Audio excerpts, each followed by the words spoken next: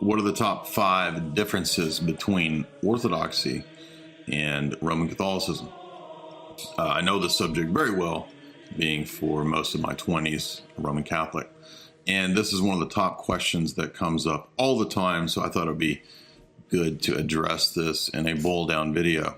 So there may be a little bit of theology and philosophy here, but I'll try to keep it as simple as possible. And my list is not going to be the same as probably a lot of people's lists. It's not to say that everything that they're saying is wrong. It's just to say that from my analysis, there is a different emphasis and a different root as to what led to a lot of the differences between the East and the West. So I'll start with like a number 5 and then boil it down to the number 1. The number 5 difference, I would say, would be in terms of the attitude of morals and sacraments, the morality of the sacraments. So in Roman Catholicism, you have a very laid out and defined doctrine of ex opere operato. And what this means is that the sacraments work by the working of their work. They work on their own by virtue of what Roman Catholics perceive to be a kind of juridical and almost automatic version of how the sacraments work.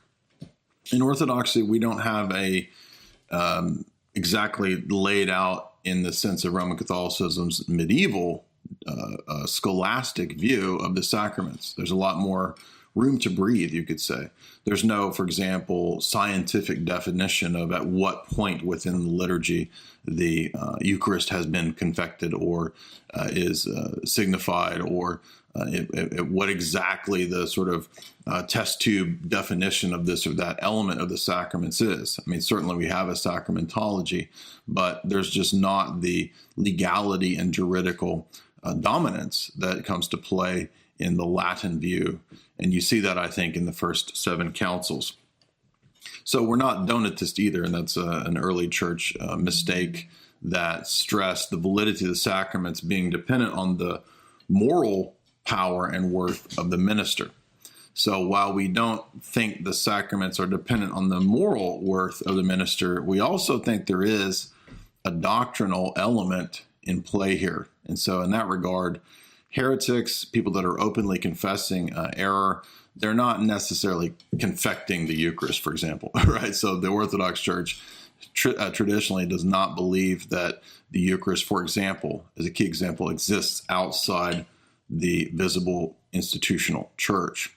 And if you're a Roman Catholic, then you know that there's validity, right? There's valid sacraments for any ordained priest. Even a priest who becomes a Satanist the very day he's ordained, he can still confect the Eucharist. So that's one easy way to see the difference between Orthodox and Roman Catholic views of the sacraments. Obviously, there's a lot more nuance, and a lot of our videos and talks and recommendations can get into that more in depth, but that's one really obvious, clear distinction about the way that the sacraments are viewed. And I would actually put that in my top 5, and that's number 5. Number 4, I would say, would relate to maybe Mary. So the Orthodox Church, of course, has a very high view of Mary. We do believe, with the mindset of the Church of the first millennium, that Mary is the Queen of Heaven, and she is accurately titled, as the Council of Ephesus and St. Cyril taught, Theotokos, the Mother of God. But we also have the Feast of the Dormition, and the Feast of the Dormition recognizes that Mary did fall asleep. She wasn't exempted by necessarily some Immaculate Conception, which was very lately defined by the Roman Catholic Church to be exempted from original sin. Right? So we would not necessarily say that Mary had to be immaculately conceived for Christ to remain pure. Now, she was pure. She was the spotless virgin, we would say. She was a perpetual virgin. She was preserved from committing sins in her life. But we do think that the longtime Orthodox liturgy of the Dormition of the Virgin does suggest that she fell asleep. And so she's not raised to a status of, say, co-redemptrix or something like this, or giving new revelations like at Fatima that Roman Catholicism accepts. So we don't have that odd placement and I would argue in many cases superstition that surrounds the Virgin Mary in the Roman Catholic tradition. And really, you see this developing in the second millennium of the Latin West. It's not really present in the first millennium of Christianity. And so Orthodoxy would tend to argue that really we should only make the linchpin, right, of how we view Mary, what is stated in the first millennium, right? The first 8 councils, first 7, 8 councils, if they had it good enough on Mary, we don't need to tack on new ideas. We don't need to dogmatize, new things that weren't necessary in the first 1,000 years of Christianity. And so the Orthodox tradition is consistently holding to what we understood about Mary in the first 1,000 years. And I have done a few little clips and videos on this. And if you want to read a good book on this, I would say read none other than St. Gregory Palamas himself, right? In his Mary, the Mother of God. It's just a little book on his homilies, and you'll get an idea of how we view Mary. And he relies a lot on typology and the biblical text. And so that's why, especially for a Protestant or something like that, I would recommend that book. But also for Roman Catholics, I think you can see that there's a presentation that he gives that is consistent with the first 1,000 years of Christianity. And then to contrast that then with where the Roman tradition evolves into these very odd and bizarre views at times. And almost with Fatima, I think you could argue a new revelation. Right? Fatima almost takes the place of Scripture, public revelation being ceased with the death of the apostles, and now we have these public apparitions that are almost, like I said, new revelations, which is impossible, really. And even though Roman Catholicism may not dogmatically accept those as those apparitions as new revelations, in a lot of practice, they're treated that way. Number 3 on my list would be the issue of the papacy. So perhaps a lot of people would have thought that I would put this as the top issue. In a lot of ways, just maybe from outsider perspective or something like that, it could appear that that's the most obvious difference, right? The Orthodox Church does not believe that the Bishop of Rome possesses a unique charism and power of supremacy, universality, and infallibility and indefectibility. The Orthodox Church believes that any bishopric and any patriarchate, a highly revered, for example, bishopric, which is a patriarchate, which the councils have kind of accorded certain canonical privileges, for example, to bishoprics to make them patriarchates. We don't believe that any of those, by virtue of those privileges or by virtue of necessarily even being an apostolic see, protects them necessarily from the possibility of error or defecting or being in any unique way as an individual bishopric infallible. And so obviously the Vatican I definition of infallibility is unacceptable in Orthodoxy, and we would just simply say the fact that that's defined so late in the game in the 1800s shows that it's obviously not the universal doctrine of the first 1,000 years, right? I mean, wouldn't this have been in the Creed, right? Wouldn't this have been the first thing that was defined in the first ecumenical councils? Wouldn't we have had the clear explication and definition of papal infallibility and indefectibility and supremacy? If that was always universally understood to be the case. In fact, that's what Vatican I says about the papacy, right? It says that it was always universally and easily understood to be the case, that the Roman See was universal in its jurisdiction, power, supremacy, and infallibility and indefectibility, right? And that this was conferred directly by Peter. I think that there's a lot of Roman Catholics nowadays that are quite obviously questioning that thesis of Vatican I, given what we've seen, especially in the last few years. So, yes, the papacy does figure prominently there. The Orthodox view, our take on the papacy, you could say, is that in the early church, yes, there was a primacy that Rome possessed. And if you read somebody like St. Irenaeus and his famous Against Heresies, he actually lists why. Right? This is a commonly, famously quoted section from Against Heresies by Roman Catholics, where they will talk about the fact that Irenaeus, very early on in the game, 180 or so AD, mentions this primacy. And the interesting thing about this primacy is that it doesn't say anything about Petrine power, or indefectibility in the sense of a perfect charism or a special charism, right? There's nothing like that. It's said to be a doubly apostolic see, which is because of Peter and Paul. And so, yes, there is an apostolic power and primacy, you could say, that's there because it was Petrine and it was also Pauline. That's Irenaeus' argumentation. But there's no mention in Irenaeus there of anything about infallibility or a special charism, a special gift given to Peter given to his successors by Peter. And just keep in mind, of course, that other sees like Antioch, right, were also established by Peter. So it's a real weird sort of mental gymnastics that goes on where they try to explain how, well, no, Antioch, even though it was established by Peter, has no special charism. Peter, for whatever reason, only passed that special charism to Rome. And then you say, on what basis? We don't know. Oh, because he died there. Really?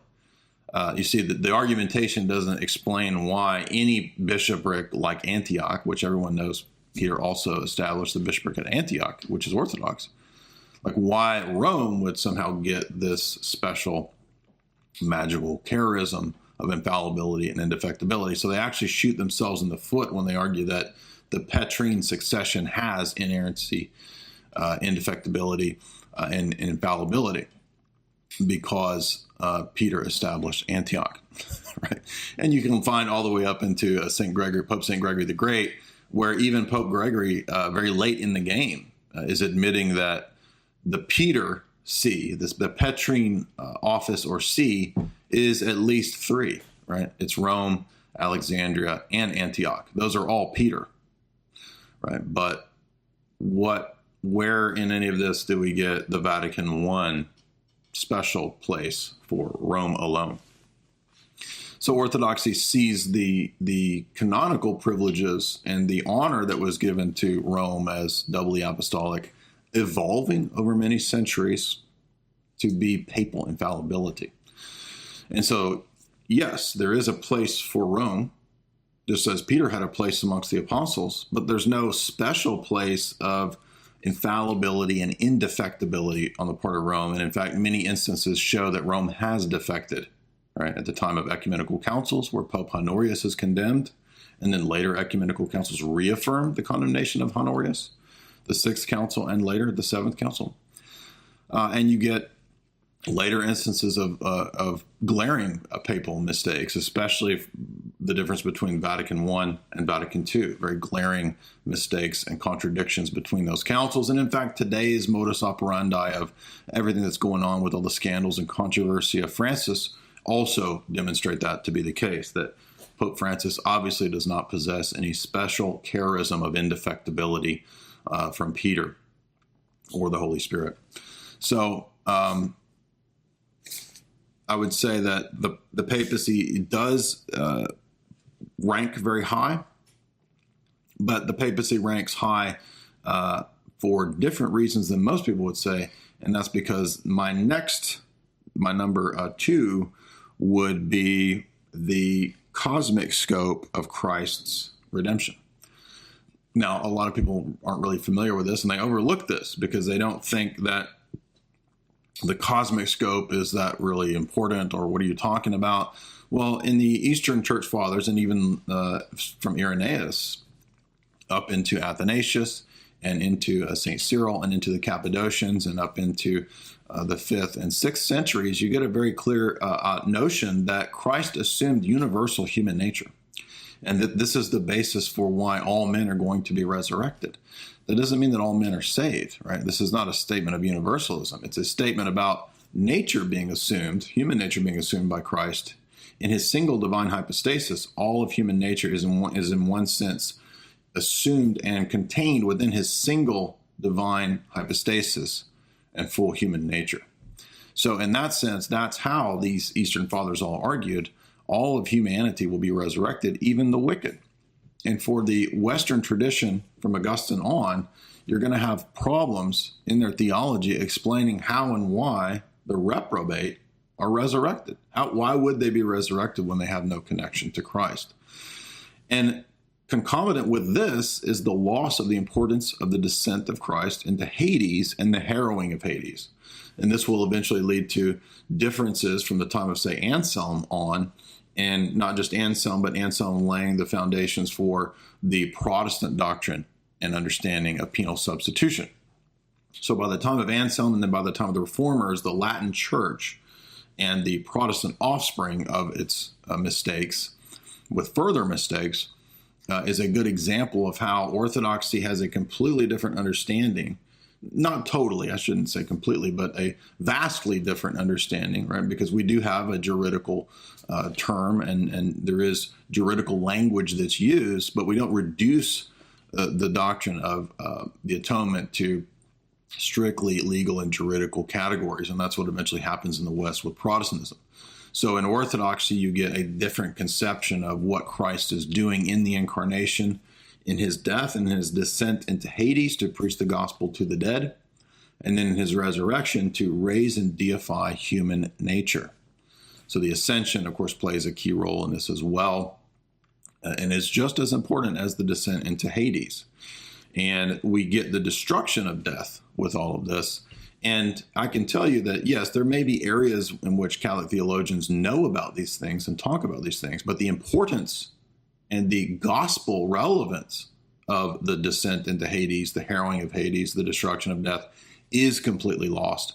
And they don't know what you're talking about if you talk about the cosmic scope of Christ's incarnation, right?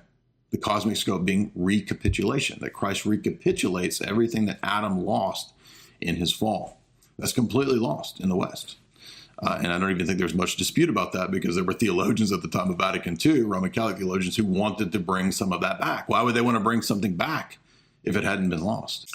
Now, when it comes to the first and foremost big difference, it is the doctrine of the filioque, right? This is the addition to the creed, which occurred over many centuries in the West.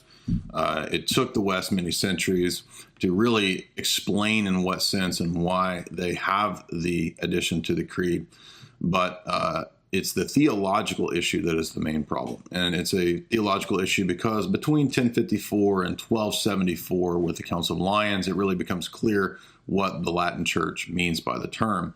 And they make it very clear that they do mean that the Father and the Son together form a hypostatic origin of the Spirit. What that means is just simply to say that for the East, there's a clear way to distinguish the persons in the Trinity. And for us, that's called hypostatic properties. And as we said in the other video on the councils, the Cappadocians, their theology is confirmed at Constantinople I, right? This ecumenical council that follows Nicaea explicitly lays down in what sense we understand the Father to be the cause. And all of those Cappadocians are explicit that it's the Father as the sole cause, right? They're unambiguous on this question. If you read Soshinsky's book on the filioque, the modern academic treatment from a uniate at the time, Soshinsky is very clear that the Cappadocians absolutely believe that the Father alone is the cause of the Son and the Spirit. Therefore, there's no secondary causal role. There's no additional causal role that the Son participates in or shares in with the Father of the Spirit's personal origin. And so once you do have this introduction of the shared causal role, you get an imbalance, right? You get this dyad. And then we will get people like St. Photius the Great calling this out, calling it a dyad, explaining it to be heretical. You'll get St. Gregory Palamas doing an entire treatise, basically restating St. Photius. The treatise is called the Apodictic Treatise on the Holy Spirit. And it shows the logical inconsistencies and heresies of granting to the Son the causal role of the Father, right?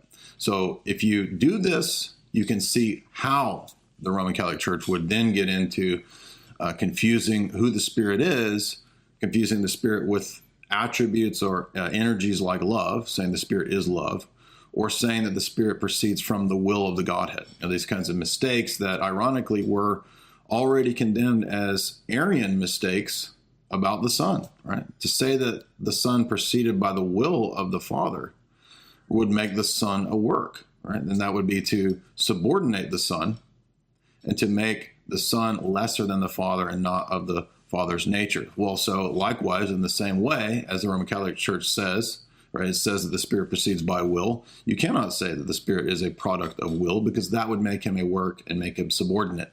And the only reason that this occurs in the Roman Catholic Church is the original confusion between nature and person. And that confusion between nature and person in Roman Catholic theology, their confusion on the doctrine of simplicity and absolute divine simplicity, is what led to filioque and what led to all of the other mistakes in Christology, including the loss of the cosmic scope of Christ's incarnation, and as well as the many other mistakes all the way into the error of the beatific vision, which Orthodoxy does not accept either. So those are the top 5 differences between Orthodox theology and Roman Catholic theology. My take was a little bit different than many of the other takes that you've seen. But if you like this video, please like and share. And also, there are longer treatments of each of these subjects in my video archive list, which I hope you'll make use of, and I'll try to link some of those below.